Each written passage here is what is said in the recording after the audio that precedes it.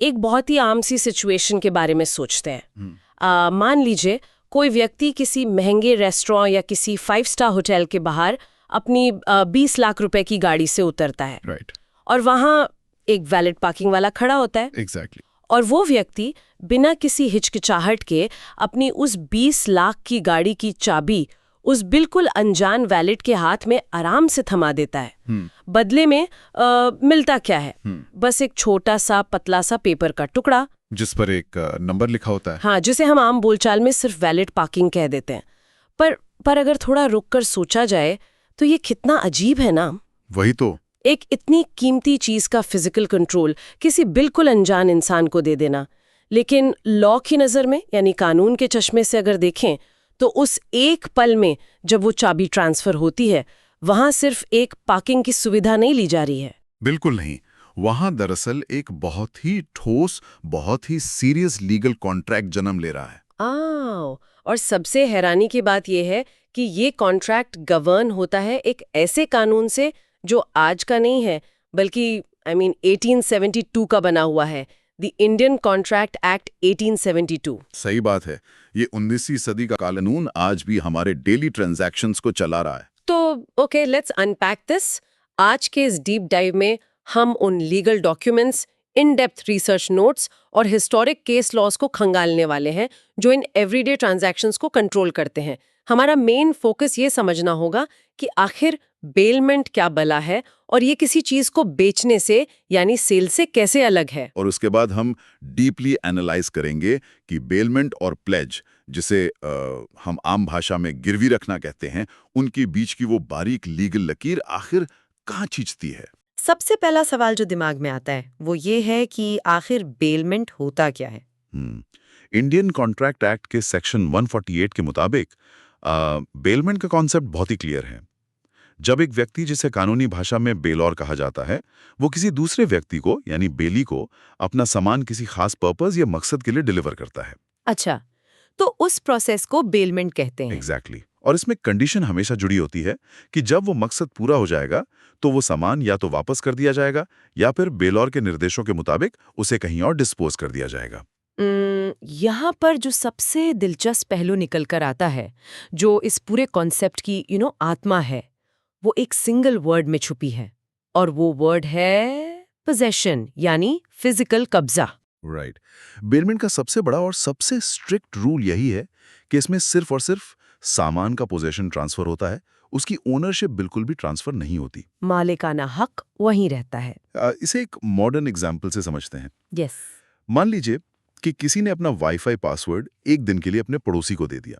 अब वो पड़ोसी उस इंटरनेट कनेक्शन को यूज कर रहा है, उसके पास बैंडविड्थ का एक्सेस है। हाँ। लेकिन क्या वो उस राउटर का या उस इंटरनेट अकाउंट का मालिक बन गया? बिल्कुल नहीं। मालिकाना हक अभी भी उसी इंसान के पास है जिसने कनेक्शन खरीदा था।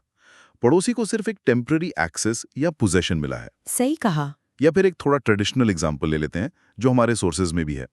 एक व्यक्ति ने बाजार से एक बहुत ही महंगा सिल्क का कपड़ा खरीदा और उसे एक कस्टम सूट सिलने के लिए दे दिया। राइट। तो जब वो कपड़ा टेलर की दुकान पर रखा है तो उस कपड़े का फिजिकल पोजेशन टेलर के पास है। बिल्कुल। टेलर उस पर अपना काम करेगा, उसकी कटिंग करेगा, स्टिचिंग करेगा। हाँ। लेकिन जब तक वो कपड़ा टेलर के पास है, क्या टेलर उस कपड़े का मालिक बन जाता है? नहीं। ओनरशिप अभी भी उसी व्यक्ति की है जिसने कपड़ा खरीदा था। यानी वो कपड़ा खरीदने वाला व्यक्ति यहाँ बेलौर है और वो टेलर बेली है। एग्जैक्टली। मकसद पूरा होने के बाद यानी सूट सिल जाने के बाद टेलर की लीगल ऑब्लिगेशन है कि वो सूट वापस लौटाए। लेकिन कानून हमेशा उतना सीधा तो नहीं होता जितना लगता है, राइट? इस पोजेशन और ओनरशिप के रूल में कुछ ऐसे एक्सेप्शंस हैं जो किसी का भी दिमाग घुमा सकते हैं। 100%। जैसे बैंक वाला एग्जाम्पल। हाँ, वही। हम लोग अक्सर सोचते हैं कि बैंक में पैसे जमा करना भी तो एक तरह का बेलमेंट ही होगा। आखिर हम अपनी मेहनत के पैसे बैंक को दे रहे हैं ताकि वो उन्हें सेफ रखें। लेकिन लीगल डॉक्यूमेंट्स क्लियरली बताते हैं कि बैंक में कैश डिपॉजिट करना बेलमेंट नहीं है। Wait, really? ऐसा क्यों? इसके पीछे एक बहुत ही लॉजिकल मैकेनिज्म काम करता है। देखिए, बेलमेंट की सबसे बड़ी शर्त यह होती है कि मकसद पूरा होने पर आइडेंटिकल गुड्स यानी हूबहू वही सामान वापस मिलना चाहिए। अच्छा, तो जब कोई व्यक्ति बैंक में 500 रुपए के नोट जमा करता है तो जब वो उन्हें निकालने जाता है तो बैंक उसे हूबहू वही नोट्स वापस नहीं करता जिनके सीरियल नंबर्स उसने जमा किए थे। एग्जैक्टली। हाँ, बैंक उसे उतने ही वैल्यू के दूसरे नोट्स दे देता है, क्योंकि करेंसी एक फंजिबल आइटम है, एक्सचेंज का मीडियम है। हाँ, आई सी। तो जैसे ही कैश बैंक के काउंटर के उस पार जाता है, वहां बेलर और बेली का रिश्ता बनता ही नहीं है, बल्कि एक क्रेडिटर और डेटर का रिश्ता बन जाता है, लेंडर और देनदार का। सही पकड़ा। और इसके अलावा एक और बड़ा ही मशहूर केस लॉ है जो हमारे रिसर्च नोट्स में प्रोमिनेंटली फीचर होता है। केस का नाम है Atul Mehra versus bank of Maharashtra. Oh wow! इस केस की डिटेल में जाना बहुत जरूरी है, क्योंकि ये पोजेशन के कंसेप्ट को एकदम शीशे की तरह साफ कर देता है। इस केस में बेसिक सवाल ये था कि क्या किसी बैंक के लॉकर में अपने गहने या कीमती सामान रखना बेलमेंट के दायरे में आता है? राइट, क्योंकि देखने में तो ऐसा ही लगता है कि सामान बैंक की बिल्डिंग में है, वॉल्ट के अंदर है, तो बैंक बेली हो गया। पर कोर्ट का वर्डिक्ट कुछ और ही था ना। कोर्ट ने कहा कि नहीं, बैंक लॉकर बेलमेंट नहीं है। बिल्कुल। इसकी वजह बताते हुए कोर्ट ने एक्सक्लूसिव पोजेशन का कॉन्सेप्ट समझाया। बेलमेंट तभी कंप्लीट मानी जाती है जब सामान का पूरा और एक्सक्लूसिव कब्जा बेली को दे दिया जाए। और बैंक लॉकर के सिनारियो में क्या होता है? लॉकर के अंदर क्या रखा है ये बैंक को पता ही नहीं होता।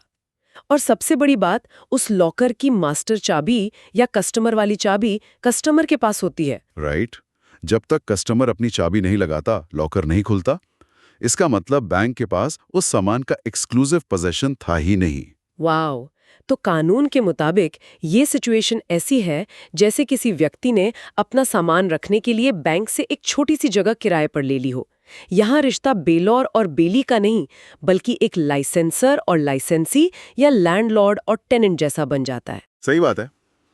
तो यहाँ तक की एनालिसिस से एक बात बिल्कुल क्लियर हो जाती है कि बेलमेंट का कोर नेचर टेम्पररी होता है।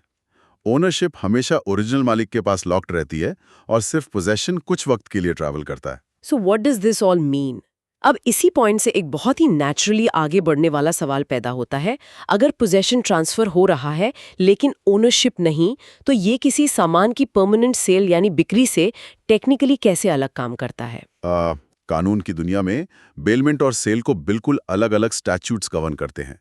जहां बेलमेंट इंडियन कॉन्ट्रैक्ट एक्ट 1872 के तहत आता है, वहीं सेल को sale of goods act 1930 regulate करता है। और इन दोनों के बीच का डिस्टिंक्शन समझना सिर्फ लॉ स्टूडेंट्स के लिए नहीं, बल्कि हम सब के लिए ज़रूरी है जो डेली लाइफ में ट्रांजैक्शंस करते हैं।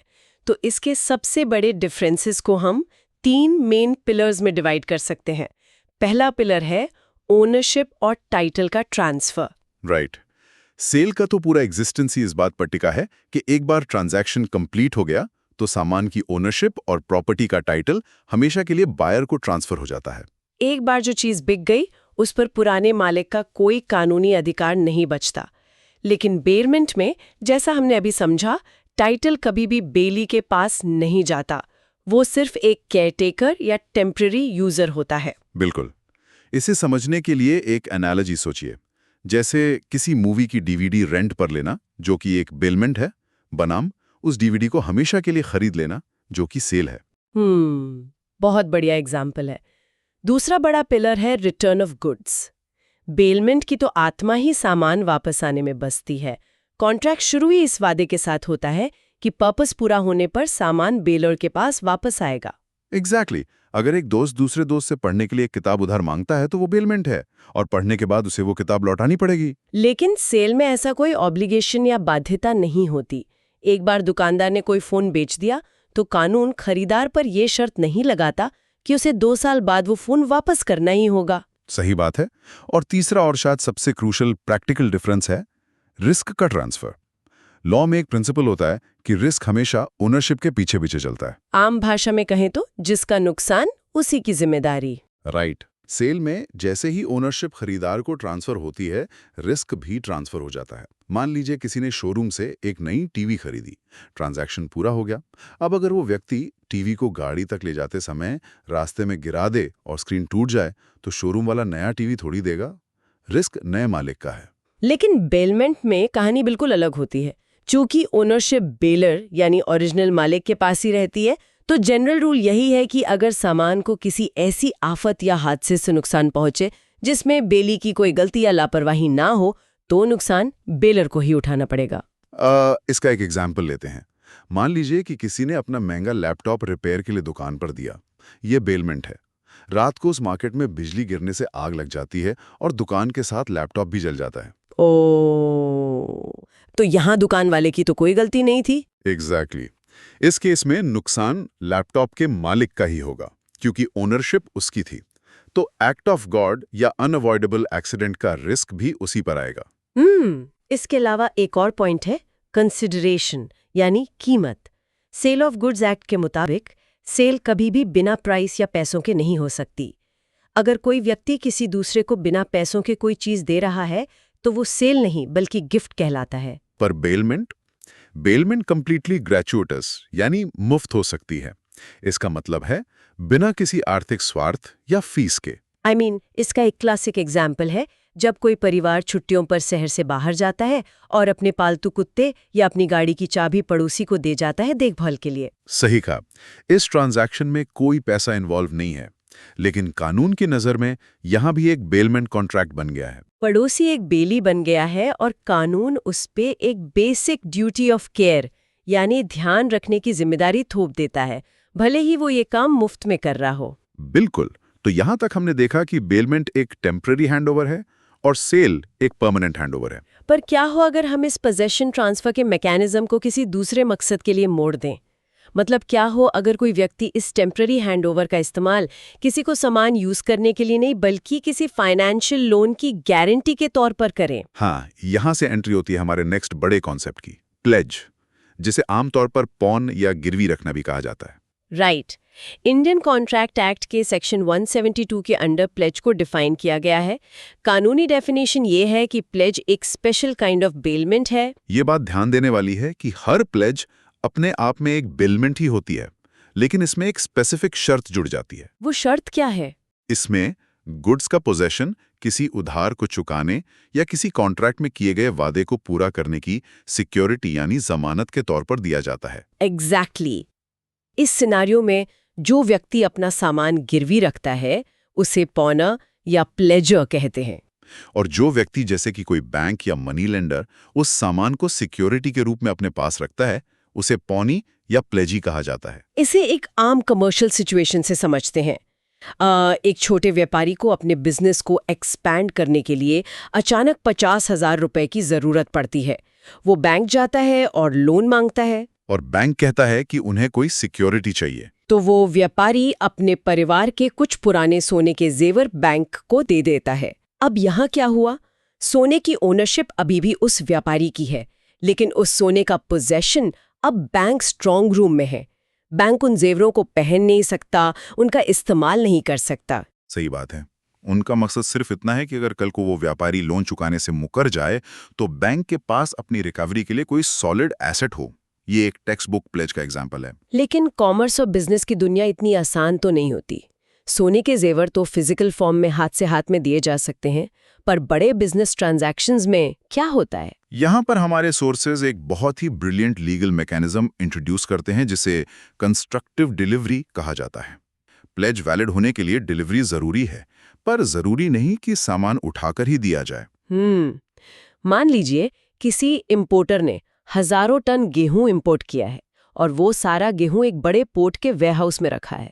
अब उस इंपोर्टर को बैंक से उस गेहूं के बेसिस पर लोन चाहिए। वो हजारों टन गेहूं फिजिकली बैंक के ब्रांच मैनेजर की टेबल पर तो ला नहीं सकता ना। तो कानून ने इस प्रैक्टिकल प्रॉब्लम को कैसे सॉल्व किया? इसका सबसे बेहतरीन उदाहरण सुप्रीम कोर्ट का एक लैंडमार्क जजमेंट है, Morvi mercantile bank limited versus Union of India. हाँ, ये बहुत इंटरेस्टिंग केस है।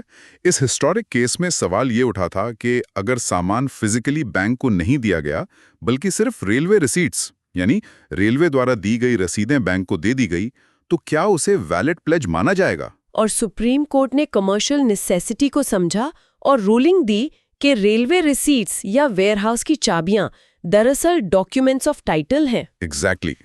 इन रसीदों को सौंपना बिल्कुल वैसा ही है जैसे एक्चुअल सामान को सौंपना। इस कानूनी कॉन्सेप्ट ने बिजनेस को कितना आसान बना दिया। बिल्कुल। अब एक पेपर ट्रांसफर करके लाखों टन सामान का कंस्ट्रक्टिव पोजेशन बैंक को दिया जा सकता है और लोन सैंक्शन हो सकता है। ये सच में कानून के अडेप्ट करने की ताकत दिखाता है। तो अब जब हमने प्लेज के मैकेनिज्म को डीपली समझ लिया है तो सबसे जरूरी सवाल पर आते हैं, बेलमेंट और प्लेज के बीच आखिर वो कौन सी मोटी दीवार है जो इन दोनों को अलग करती है? राइट, क्योंकि अगर हर प्लेज एक बेलमेंट है तो डिस्टिंक्शन कहाँ है? ये डिस्टिंक्शन सिर्फ थियोरी में नहीं बल्कि प्रैक्टिकल राइट्स में बहुत बड़ा फर्क पैदा करता है। पहला बड़ा डिस्टिंक्शन मकसद या पर्पस का है। बेलमेंट के हजारों मकसद हो सकते हैं, कपड़े सिलवाना, गाड़ी ठीक करवाना, लैपटॉप दोस्त को उधार देना या अपना सामान किसी वेयरहाउस में रेंट पर रखना। लेकिन प्लेज का मकसद बड़ा रिजिड और सिंगल माइंडेड होता है। प्लेज का सिर्फ एक ही पर्पस हो सकता है, सिक्योरिटी फॉर अ डेट और परफॉर्मेंस ऑफ अ प्रॉमिस। अगर किसी लोन या लायबिलिटी को सिक्योर करने का एंगल नहीं है तो दुनिया की कोई ताकत उस ट्रांजैक्शन को प्लेज नहीं बना सकती, वो सिर्फ एक नॉर्मल बेलमेंट रह जाएगा।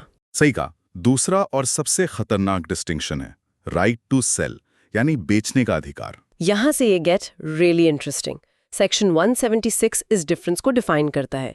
एक नॉर्मल बेली के बारे में सोचिए, वही टेलर वाला एग्जाम्पल वापस लेते हैं। अगर एक कस्टमर टेलर को कपड़े सिलने का पैसा नहीं देता तो कानून टेलर को क्या अधिकार देता है? कानून उसे लीन यानी राइट टू रिटेन का अधिकार देता है। इसका मतलब है कि जब तक कस्टमर सिलाई के पैसे नहीं देता, टेलर उस सूट को अपने पास रोक कर रख सकता है, उसे देने से मना कर सकता है। लेकिन, और ये बहुत बड़ा लेकिन है, टेलर उस सूट को बाजार में किसी और को बेचकर अपने पैसे वसूल नहीं कर सकता। एग्जैक्टली। मींस अल्टीमेटली कोर्ट का दरवाजा खटखटाना पड़ेगा।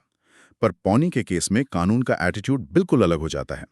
एक पौनी, जैसे कि बैंक जिसके पास सोना गिरवी रखा है, अगर उसका लोन वापस नहीं मिलता तो उसके पास सेक्शन 176 के तहत एक बहुत बड़ा अधिकार होता है। वो अधिकार क्या है? पॉनर को एक रीजनेबल नोटिस देने के बाद बैंक एक्चुअली उस सोने को बाजार में बेच सकता है, बिना लंबे कोर्ट केसेस के। लेंडर अपनी सिक्योरिटी लिक्विडेट कर सकता है और बेचने के बाद जो पैसे आते हैं उससे बैंक अपना लोन, इंटरेस्ट और खर्चा निकाल लेता है। और अगर कुछ पैसे बच जाते हैं तो वो ओरिजिनल मालिक को लौटा दिए जाते हैं। और अगर कम पड़ते हैं तो बैंक बचे हुए पैसों के लिए ओरिजिनल मालिक पर सूट फाइल कर सकता है। कानून ने प्लेज को ये बेचने की सुपर पावर इसलिए दी है ताकि फाइनेंशियल सिस्टम और लेंडिंग स्मूथली चल सके। अगर लेंडर्स के पास कोलैटरल बेचने का हक ना हो तो कोई किसी को उधार ही नहीं देगा और इकोनॉमी रुक जाएगी। Makes total sense. तीसरा इंपॉर्टेंट डिफरेंस आता है राइट टू यूज में, यानी सामान को इस्तेमाल करने के अधिकार में। एक ऑर्डिनरी बेलमेंट में, जैसा कि हमने देखा, बेली सामान को इस्तेमाल कर सकता है अगर कॉन्ट्रैक्ट का नेचर वैसा हो। जैसे अगर किसी ने ट्रैवल एजेंसी से कार रेंट पर ली है तो वो उसे चलाएगा ही। लेकिन प्लेज में कंडीशन एकदम स्ट्रिक्ट होती है। पौनी किसी भी सिचुएशन में प्लेज गुड्स को अपने पर्सनल यूज के लिए इस्तेमाल नहीं कर सकता। राइट। अगर एक बैंक मैनेजर उस गिरवी रखी हुई 20 लाख की स्पोर्ट्स बाइक पर वीकेंड में घूमने निकल जाए तो ये कानून की नज़र में एक भयानक कानूनी उल्लंघन यानी अनऑथोराइज्ड यूज माना जाएगा। पौनी की रिस्पॉन्सिबिलिटी स्ट्रिक्टली एक ट्रस्टी की तरह होती है, सामान की हिफाजत करना, ना कि उसके मजे लेना। और चौथा डिस्टिंक्शन जिस पर हमने पहले भी रोशनी डाली वो है कंसिडरेशन। बेलमेंट बिना पैसों के यानी ग्रेट्यूटस हो सकती है, पर प्लेज के एग्जिस्टेंस के लिए एक एग्जिस्टिंग डेट या उधार का होना बहुत जरूरी है। बिना फाइनेंशियल एंगल के प्लेज स्टैंड ही नहीं कर सकती। बिल्कुल। तो इन सारी लीगल कॉम्प्लेक्सिटीज और न्यूआंसेस को अगर हम सम अप करें तो पिक्चर बिल्कुल क्लियर हो जाती है। किसी चीज का मालिकाना हक अपने पास रखकर किसी और को टेम्पररी रूप से सामान सौंपना बेलमेंट है। उस मालिकाना हक को पैसे लेकर हमेशा के लिए छोड़ देना सेल है। और उस टेम्पररी पोजीशन को आर्थिक दुनियादारी में अपने लोन के लिए ढाल और हथियार की तरह इस्तेमाल करना प्लेज है। ये सब सिर्फ मोटी मोटी कानून की किताबों में दबे हुए ड्राई रूल्स नहीं है, ये हमारे डेली ट्रांजैक्शंस का डीएनए है। एक व्यक्ति को अपने राइट्स पता होने चाहिए कि जब वो किसी सर्विस सेंटर पर लैपटॉप छोड़कर आता है तो सामने वाला उस लैपटॉप के साथ क्या कर सकता है और क्या नहीं। सही बात है। ये नॉलेज प्रैक्टिकल लाइफ में बहुत काम आती है। लेकिन इस डीप डाइव को खत्म करने से पहले एक ऐसा थॉट, एक ऐसी कश्मकश जो इन 1872 के कानूनों की बुनियाद को हिला सकती है। अच्छा, वो क्या? देखिए, इंडियन कॉन्ट्रैक्ट एक्ट उस जमाने में लिखा गया था जब ट्रांसपोर्ट बैलगाड़ियों पर होता था और गुड्स का मतलब सिर्फ और सिर्फ टैंजिबल चीजें होता था। ऐसी चीजें जिन्हें हाथ से छुआ जा सके, जैसे सोना, कपड़े, अनाज या घोड़े। ट्रू। पर आज हम 2026 के डिजिटल लैंडस्केप में हैं। आज दुनिया में NFTs हैं, non fungible tokens, crypto currencies हैं, क्लाउड स्टोरेज में रखा पेटाबाइट्स ऑफ डेटा है। ये सब वैल्यूएबल एसेट्स है। लोग इनके लिए लाखों डॉलर देते हैं। हाँ, डिजिटल एसेट्स का मार्केट तो बूम पर है। अब सवाल ये उठता है, और यही वो सवाल है जो हर आगे की सोच रखने वाले दिमाग को परेशान करेगा।